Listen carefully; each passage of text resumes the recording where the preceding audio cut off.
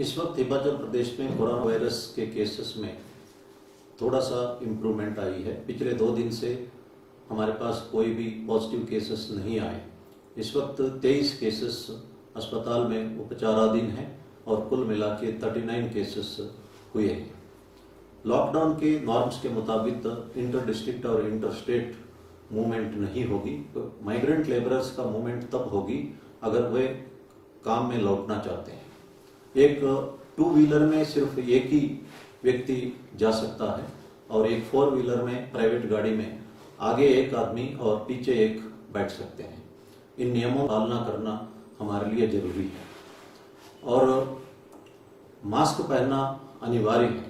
देश में इस वक्त 18,000 से ऊपर केसेस हुए और 590 डेथ हुए।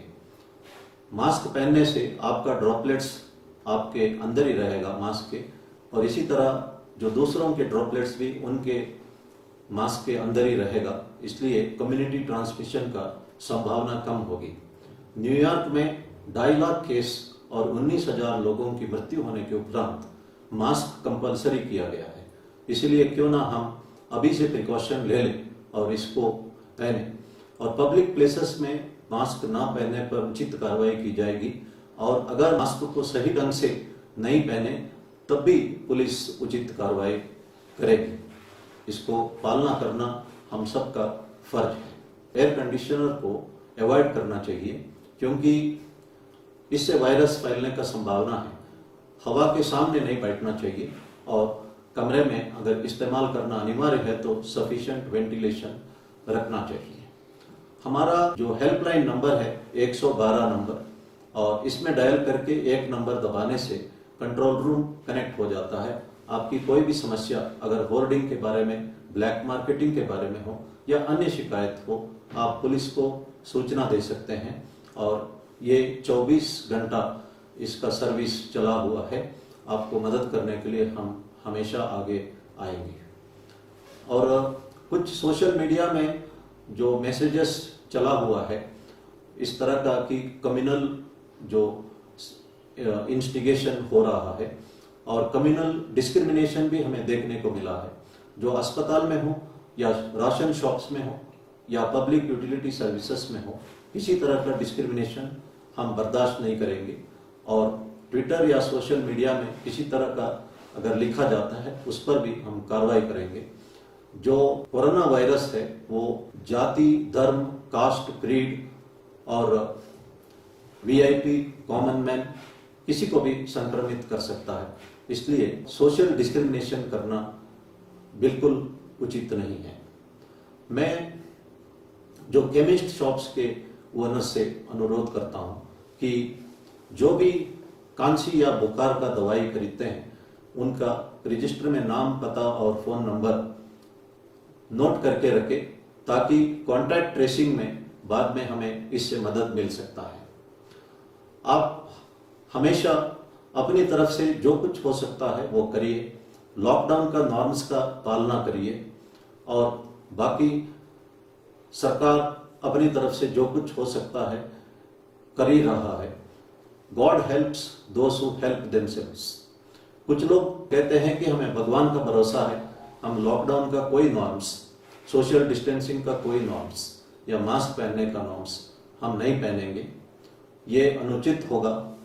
14वीं शताब्दी में आपने सुना होगा कि ब्लैक डेथ हुआ है। यूरोप के आधा पॉपुलेशन खत्म हुआ था क्योंकि प्लेग के दौरान सब लोग चर्च में इकट्ठा होकर भगवान से प्रार्थना की और रिपेंट की। इस वजह से प्लेग फैल गई और ये फेमस ब्लैक डेथ उसका कॉन्सिक्वेंस था। आज विज्ञान, मेडिसिन और इंफॉर्मेशन बहुत आगे है, इसका हमें सदुपयोग करना चाहिए। जो कुछ निजामुद्दीन के मरकज में हुआ वो संतोषजनक नहीं है।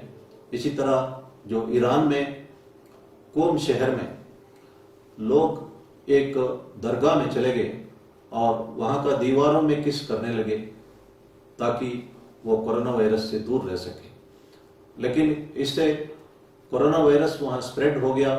85,000 केसेस हुए और 5,000 से ज्यादा लोग शिकार हुए। 2 मेंबर पार्लियामेंट भी शिकार हुए और उस दरगाह को बंद करना पड़ा।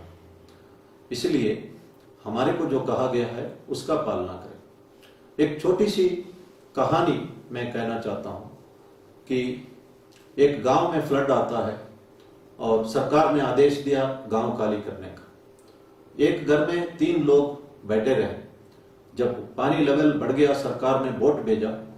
उनमें से 2 लोग बोट में बैठ गए। एक आदमी ने कहा कि मुझे भगवान पर पूर्ण भरोसा है और मैं बोट पे नहीं बैठूंगा।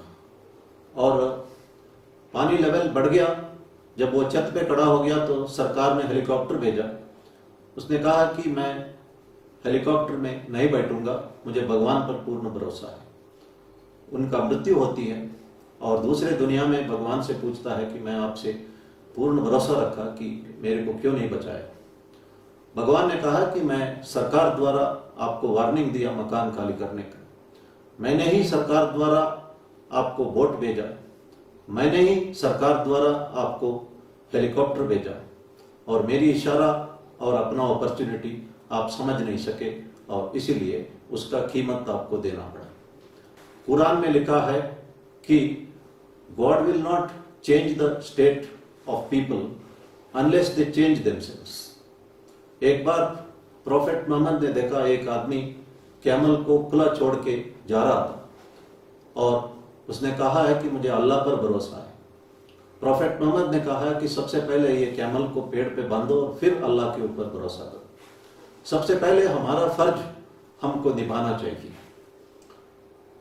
भगवान सत्य साई बाबा ने कहा, start early, drive slowly and reach safely. ये इनका फेमस कोटेशन है। लेकिन इतना एक्सीडेंट्स इसीलिए हो रहा है, हम ट्रैफिक के तमाम जो रूल्स है उसको तोड़ते हैं। मैंने कई एक्सीडेंट्स में देखा है कि लोग कहते हैं कि साइड पर कि भगवान का दिल पत्थर है और करुणा नाम का चीज ही उनमें नहीं है। लेकिन हम सब ये बोलते हैं कि God helps those who help themselves. जो स्टूडेंट्स घर में पढ़ते हैं, मेहनत करना चाहिए, then only God helps them. There is no substitution for hard work. अगर आप सोचते हैं कि भगवान को मंदिर पे थोड़ा पैसा चढ़ाने से फर्स्ट क्लास आएगा, ये आपका गलतफहमी होगी। आपको मेहनत करना ही पड़ेगा, तभी आप कॉम्पिटिटिव एग्जाम्स है, IIT है या मेडिकल सीट्स वगैरह हासिल कर सकते हैं और इसके लिए हार्ड वर्क आवश्यक है। हमारे को जो कहा गया है वो फर्ज हम निभाएं और खड़ाई से निभाएं और एक एक चीज को 100% पालना करें, फिर भगवान हमें अपने आप मदद करेगा। जीसस क्राइस्ट ने एक बात कही, you do everything possible, then God will step in and will do everything which you can't do. आप अपनी तरफ से जो कुछ हो सकता है करें, उसके बाद भगवान आगे आएंगे और वो सब कुछ करेंगे जो आप नहीं कर सकते। इसलिए हम हर एक नॉर्म्स जो हमको कहा गया, कड़ाई से इसका पालना करें और बाकी भगवान के ऊपर छोड़ दें। मैं ये बिब्लिकल मैसेज दोबारा कहना चाहता हूं, you do everything that is possible, then God will step in and will do everything which you can't do. धन्यवाद। जय हिंद।